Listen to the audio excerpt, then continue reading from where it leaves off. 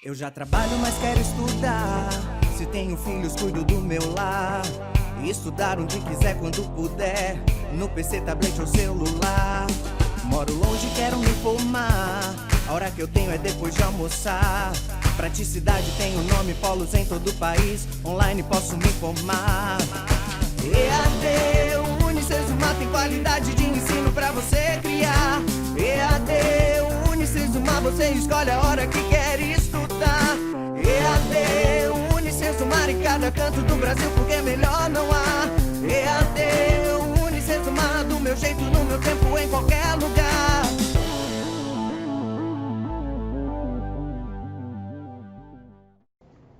Olá, moçada, tudo bem? Vamos então agora para a nossa última aula de estruturas de dados 2. Na aula anterior falamos sobre o insertion e o merge. Hoje falaremos, dando continuidade à nossa aula de algoritmos de ordenação, falaremos do quick e do heap sort hoje, tá? Muito bem, quick sort é o mais famoso dos algoritmos de ordenação, né? Olha só, o quicksort ele recebe como parâmetro o arranjo, o início desse arranjo e o fim desse arranjo. Novamente, ele faz o teste para ver se eu não tenho um vetor unitário, porque um vetor unitário não precisa ser subdividido, não precisa ser ordenado, já está ordenado por si só. Ou seja, não vou fazer chamada recursiva para vetor unitário. Essa é a condição da linha 1, tá? E aí o que a gente faz? A gente encontra o termo intermediário invocando o método partition, ou método partição, ou particiona, enfim. O partition, ele recebe o mesmo arranjo, o mesmo início e o mesmo fim. E o que o partition faz? A gente já vai ver. Ele encontra a posição final do elemento intermediário e retorna para nós, encontra e já posiciona esse elemento, né? E retorna para nós a posição desse elemento para que a gente agora invoque recursivamente o quicksort, considerando esse elemento como sendo o elemento do meio. Então, o quicksort vai ser invocado recursivamente do início até a posição desse elemento menos 1, e depois do elemento, da posição do elemento mais 1 até o fim. A gente desconsidera a própria posição do elemento do meio, porque o partition já ordenou ele. O partition já colocou ele na posição adequada dele. O quicksort aqui só faz dividir, então, o arranjo original em dois novos arranjos, subarranjos, né? Que também, assim, poderiam ser divididos entre esquerda e direita.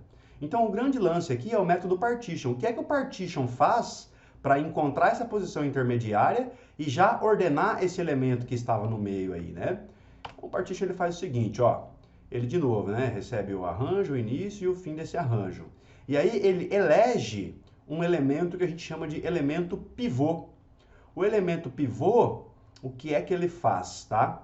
Nesse caso aqui, eu estou sempre pegando o último elemento do vetor como sendo o pivô. Então, imagine que eu tenho um vetor lá, o vetor tem início, ele tem fim, e aí o que eu faço? Ó, eu pego como pivô justamente esse cara do fim aqui, ó, tá?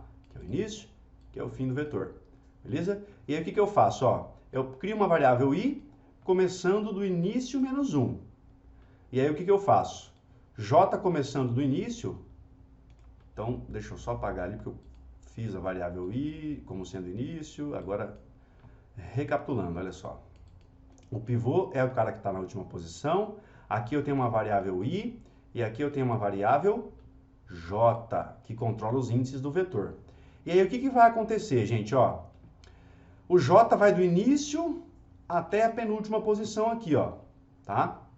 Fazendo o quê? Comparando se a índice j é menor ou igual ao pivô. A índice j é menor ou igual ao pivô? Se sim, o que eu faço? Eu incremento o i, então o i vai ser incrementado ali, ó. Imagina que sim, né? Que o elemento da posição j é menor ou igual ao i. Então o i é incrementado e a gente faz o quê, ó? A gente troca o cara que estava na posição j com o cara que estava na posição i. Nesse caso, eu troco ele por ele mesmo, sem problema. E aí eu troco a índice... Aliás, não, aí eu não troco nada. Calma. Então, beleza. Se for verdade isso aqui, eu faço essa troca. Se não, eu continuo e o J vai ser incrementado, tá? O que vai acontecer aqui, gente, no final de todo esse laço aqui, ó? No final de todo esse laço, a variável J, as variáveis J e I, elas vão dividir o arranjo em dois.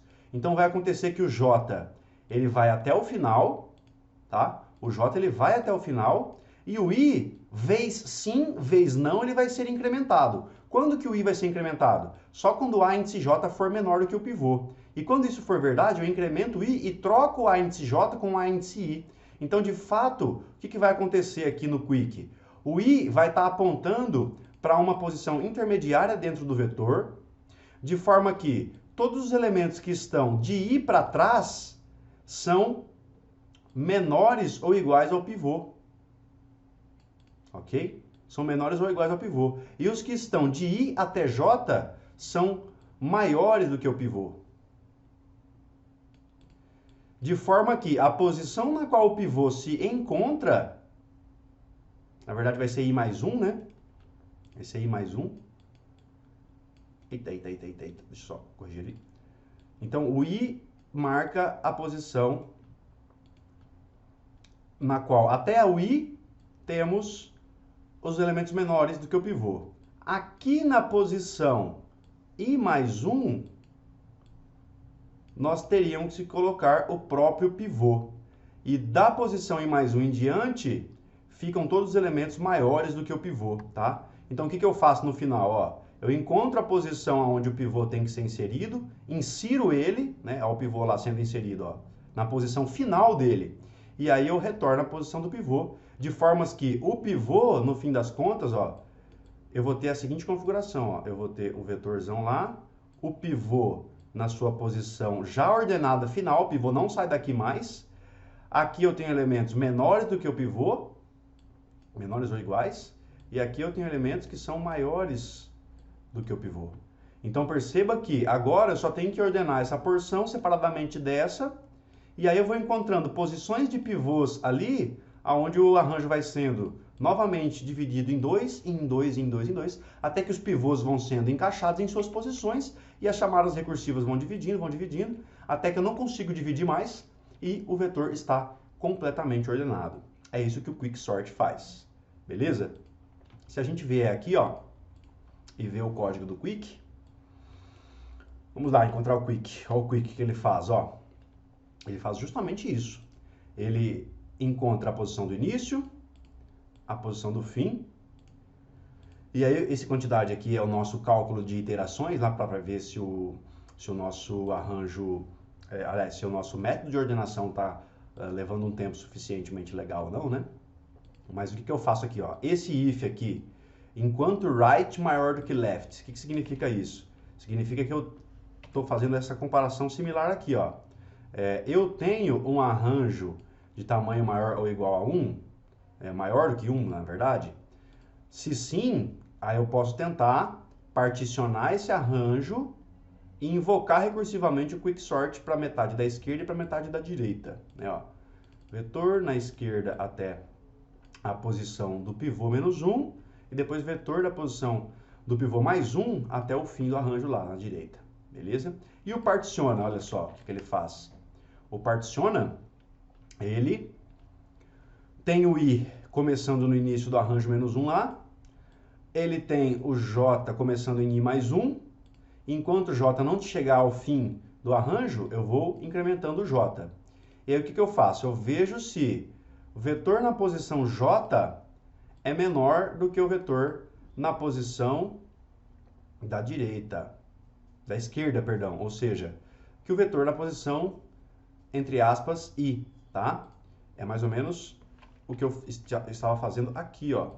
É mais ou menos essa comparação aqui, ó. Legal?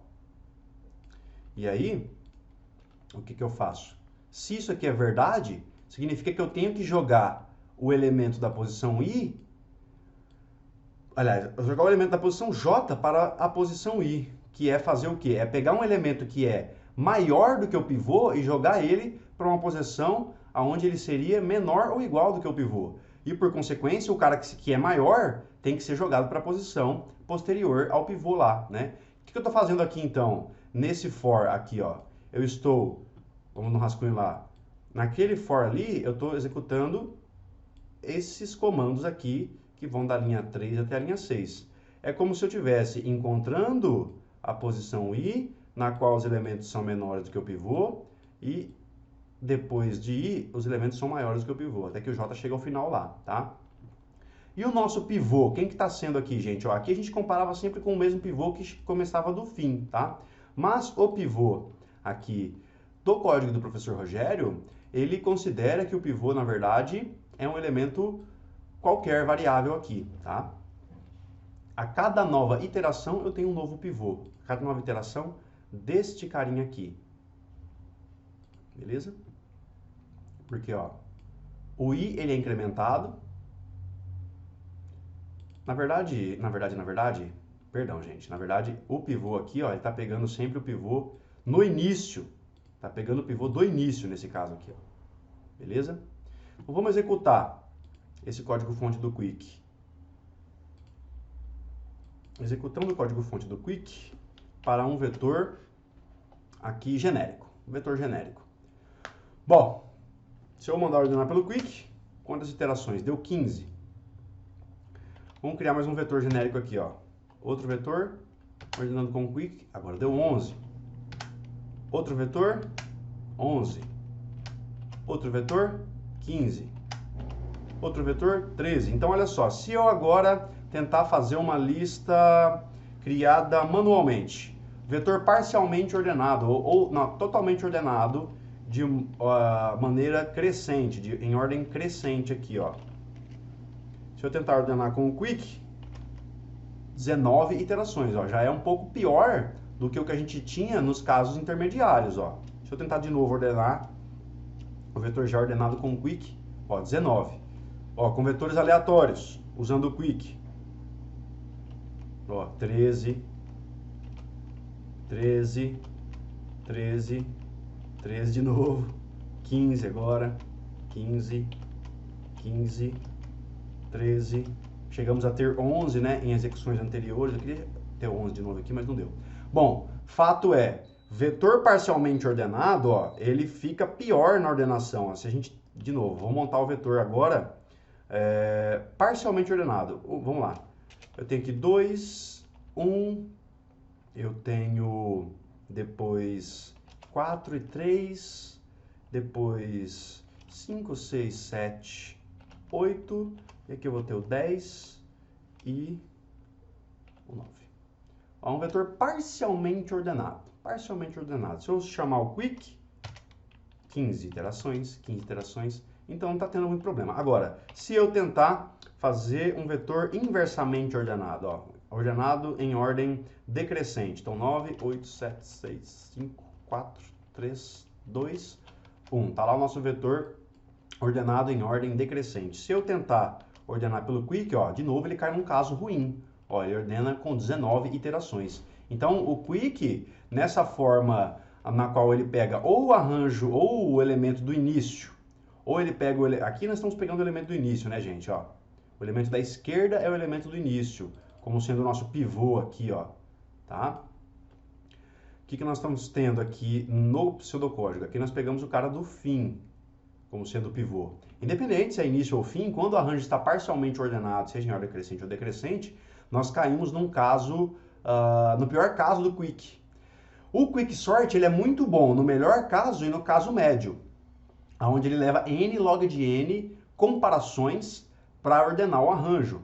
O Quicksort, ele é muito ruim nesses casos aqui, onde a gente pega sempre um elemento fixo ou do extremo esquerdo ou do extremo direito do arranjo, dependendo se o arranjo está ordenado ou parcialmente ordenado em ordem crescente ou decrescente, aí nós temos o pior caso. E o Quick chega a um desempenho tão ruim quanto aqueles algoritmos lá que a gente viu na aula anterior, o Bubble, o Selection e o Insertion. O Quick, no pior caso, ele chega a realizar n ao quadrado comparações. Ele chega a ser tão ruim quanto o Bubble e o Insertion. Lógico que na prática, aqui para nós, fica difícil de visualizar isso, porque olha só, se eu colocar para ordenar com o Bubble leva 45 iterações, enquanto que o Quick, 19, é menos da metade. Ainda assim, o Quick continua sendo mais rápido, né? O Bubble é muito ruim mesmo, é péssimo, horroroso, né? Não usem o Bubble, tá, gente? Mas essa é a realidade. Agora vamos tentar entender o outro algoritmo que é um pouquinho mais complexo, que é o heap sort, tá? O heap sort, ele tem 3 métodos, ó. Ele tem o próprio heap, ele tem o constrói heap e o heap fica, tá? A gente vai ver esses métodos todos, ó. Então o heap sort, o que ele faz? Ele começa com um n aqui, começando do fim do arranjo, esse n aqui, ó, tá? E ele vai, esse n é o fim do arranjo, mas ele tem uma variável i que vai justamente do fim até o início, então ele vai de trás para frente, fazendo o quê? Antes de mais nada, ele constrói dentro do vetor uma heap. Então, gente, heap é uma espécie de árvore, tá? Lembra que a gente viu que tem como a gente criar uma árvore dentro do vetor? Nesse caso, as regras para a gente inserir esses nós dentro do vetor são as regras de uma heap, tá? Nas regras de uma heap, no nosso caso, a gente pode ter a max heap ou a min heap. A max heap coloca sempre o maior elemento como sendo o pai. Entre os 3 elementos, pai, filha esquerda e filha direita, o maior tem que estar sempre no pai. É isso que faz uma max heap. E uma min heap, aí é o contrário, o menor elemento sempre na raiz, tá? Aqui o nosso constrói heap chama o método heap fica, e o heap fica faz o que aqui, ó? Para cada trio de nós, o heap fica vai identificar quem que é o arranjo que tem que ir na raiz desses 3 nós, tá? Então olha o que o heap fica faz, ó. Bom, primeiro, o constrói heap, ele começa da metade do arranjo até o início do arranjo, heapificando. Então o que ele faz? O heapifica, ele pega, calcula o filho que está à esquerda, calcula o filho que está à direita, beleza? E ele faz o que, ó? Ele vê quem é o maior, se é o cara que está na esquerda ou se é o pai. Se nós tivermos, nesse caso, que o cara da esquerda é maior do que o pai, momentaneamente eu salvo que o índice do cara da esquerda no meu vetor, por enquanto, é o maior. Então eu salvo o índice desse cara. Por outro lado, se essa condição for falsa, aqui, ó, significa o quê? Significa que o cara da direita pode ser o maior ou o pai pode ser o maior. Nesse caso aqui, ó, vamos lá, da direita não, né, gente? Perdão. Não é da direita, olha só. Tô comparando o cara da esquerda com o pai, né? Se o cara da esquerda é maior, então eu salvo o índice do cara da esquerda, né? Quem que é o cara da esquerda, professor? Vamos lá, ó. No vetor, o pai estaria numa posição I, tá? E o filho à esquerda estaria numa posição E o filho à direita estaria numa posição D, beleza? Então eu estou comparando o cara da esquerda com o pai aqui, ó. Se o cara da esquerda é maior, o cara da esquerda é candidato a subir, tá? Aqui é E, deixa eu deixar mais claro esse E aqui. O cara da esquerda é candidato a subir, por isso eu deixo ele salvo.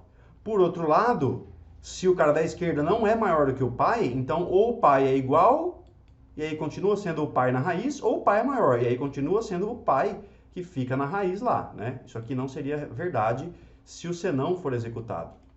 Muito bem.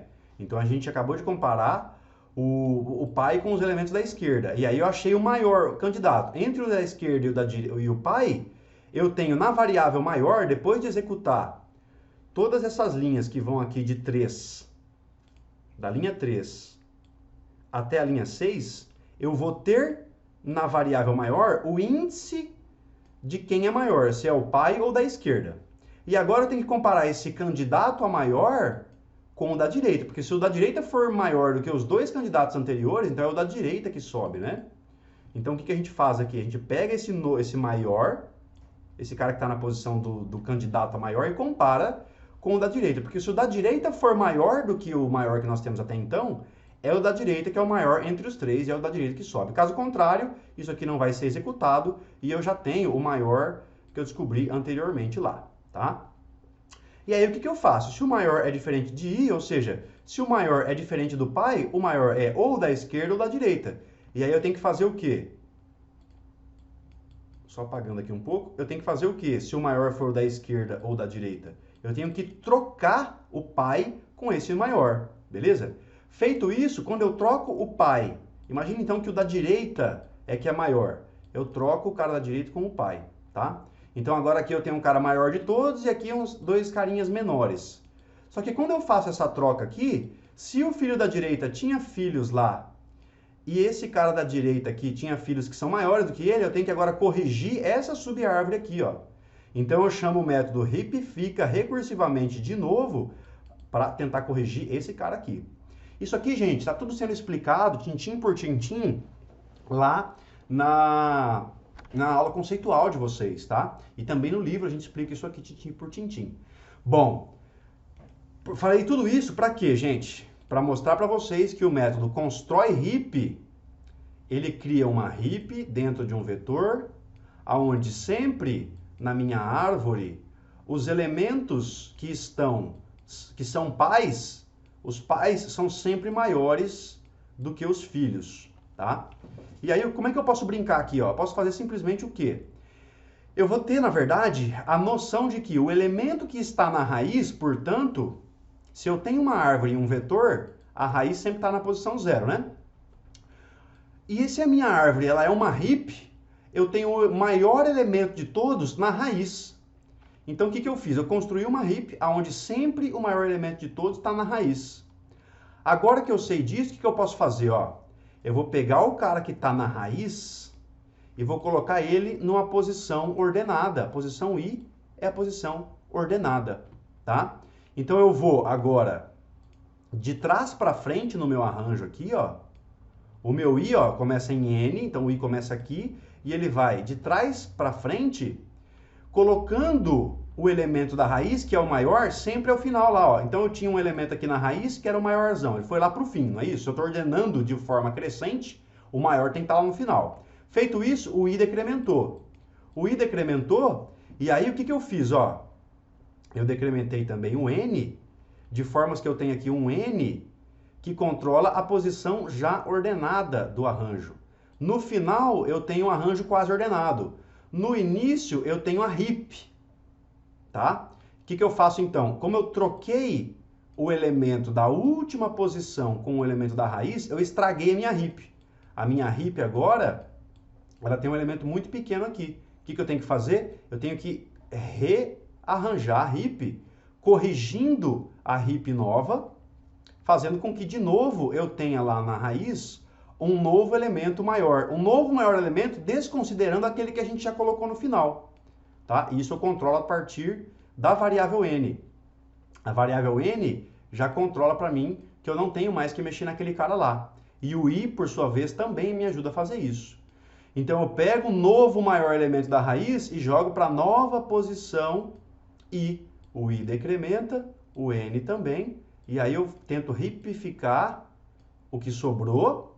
E aqui eu tenho uma nova porção ordenada do arranjo. De forma que eu vou preenchendo os maiores elementos de trás para frente no meu vetor, até que o arranjo está todo ordenado pelo método ripifica, sendo invocado dentro deste laço que sempre faz a troca da raiz pelo último elemento candidato a menor, a maior, perdão. Tá joia? Então, olha só, como é que fica o código-fonte desse ripifica aqui, ó. Vamos lá. Ripifica não, né? Do heap-sort. O heap-sort faz o que, então? Ele constrói a heap. A heap é construída daquele jeito que eu falei para vocês. Nós começamos da metade do arranjo até o início. E por que da metade do arranjo até o início, professor? Porque existe uma fórmula que me conta que eu tenho, se eu tiver N folhas, aliás, N nós na minha árvore, praticamente quase a metade vai ser folha.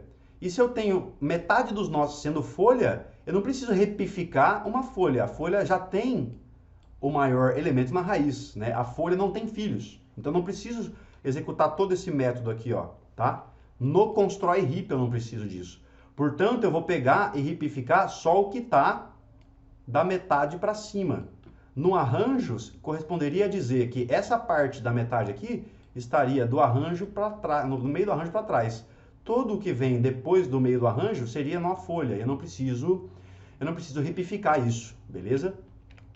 Então, por isso que aqui a gente começa da metade do arranjo em direção ao início. A gente vem de baixo para cima da metade até o início, ripificando, tá?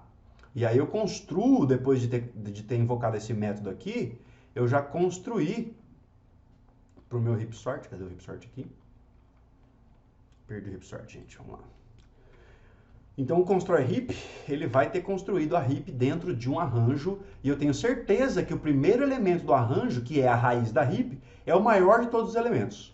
Sabendo disso, eu venho aqui, ó, e eu vou do final do arranjo até o início, trocando a raiz com o elemento da posição I. Beleza?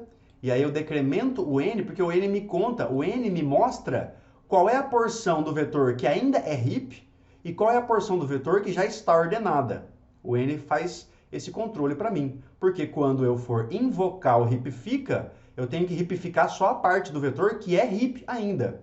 Porque a outra parte que não é hip, a parte final do vetor lá, ela já é o vetor ordenado. Então eu não mexo naquilo, não hipifico aquilo, senão eu estrago a ordenação, tá? Eu quero ir da porção da hip até o início, trocando a raiz com a posição correta. É isso que eu vou fazendo no hipifica, tá? Então, vamos lá, brincar um pouquinho com esse código. Ops, deu erro aqui, porque já está sendo executado. Agora vai. Esse aqui está muito pequeno, não vou trabalhar com ele, mas vou trabalhar com esse aqui. Então, olha só, um vetor aleatório para o método hip sort ordenar. O hip está lá, 35 iterações. Mais um vetor aleatório. Hip é o 7. 33, 35, 34, 34, 30. Ali deu 0 iterações porque eu digitei errado, gente. 30. Vamos lá, 1. 30 também. 33. 33. Então, por volta de 34 ali, né? Se a gente pegar e ordenar com o merge, quanto que o merge vai gastar? 19. E o quick? 13. Então, assim, gente, o hip sort, de maneira geral, no caso médio, no pior e no melhor caso, ele é equiparável ao merge sort, tá? Ele é tudo n log de n. Só o quick sort, que no pior caso é n ao quadrado, mas no melhor e no caso médio também é n log de n. O que quer dizer que hip sort, merge sort, hip sort e quick sort são algoritmos similares. Mas na prática a gente acaba vendo que, empiricamente, a gente poderia dizer que o quick ele acaba se saindo de maneira melhor ali nas situações diversas, tá? O bubble sort e o selection sort são horríveis, horrorosos em qualquer situação. Não tem jeito, é n ao quadrado sempre. E o insertion sort é esse caso estranho, no qual ele é tão ruim quanto o bubble e o selection no caso médio e no pior caso, mas ele é melhor do que qualquer outro algoritmo no seu melhor caso, quando o arranjo está parcialmente ordenado ou completamente ordenado. O insertion sort, ele é O de n, ele é como se fosse linear, ele só varre o vetor uma vez para resolver a brincadeira, tá? Então, ó, O de n é algo muito rápido. O de n log de n é algo já um pouquinho mais rápido, mas já partindo para o lento. E O de n ao quadrado, aí é lento pra caramba, tá? É isso que a gente tem que ter noção nos algoritmos de ordenação. Gente, para a aula de hoje era isso. O que nós vimos então? Trabalhamos com o quick, o método partition, que encontra já a posição ordenada do pivô, e aí o quicksort vai chamando recursivamente, até que nós tenhamos todo o arranjo ordenado. E o heap sort, o que ele faz? Ele constrói uma heap, e a cada troca da raiz com a posição dessa raiz ordenada, a gente tem que hipificar de novo a porção do vetor que ainda é heap, para poder encontrar uma nova raiz que é a maior de todas que sobraram, de todos os elementos que sobraram, e jogar esse cara lá para o fim da heap, aliás, para o fim do vetor, tá? Essa é a ideia. Moçada, a gente se encontra então já já na nossa aula ao vivo. Obrigado pela paciência e pela audiência aí. Tragam suas dúvidas e a gente se vê já já. Até mais. EAD, Unicesumado, meu jeito, no meu tempo, em qualquer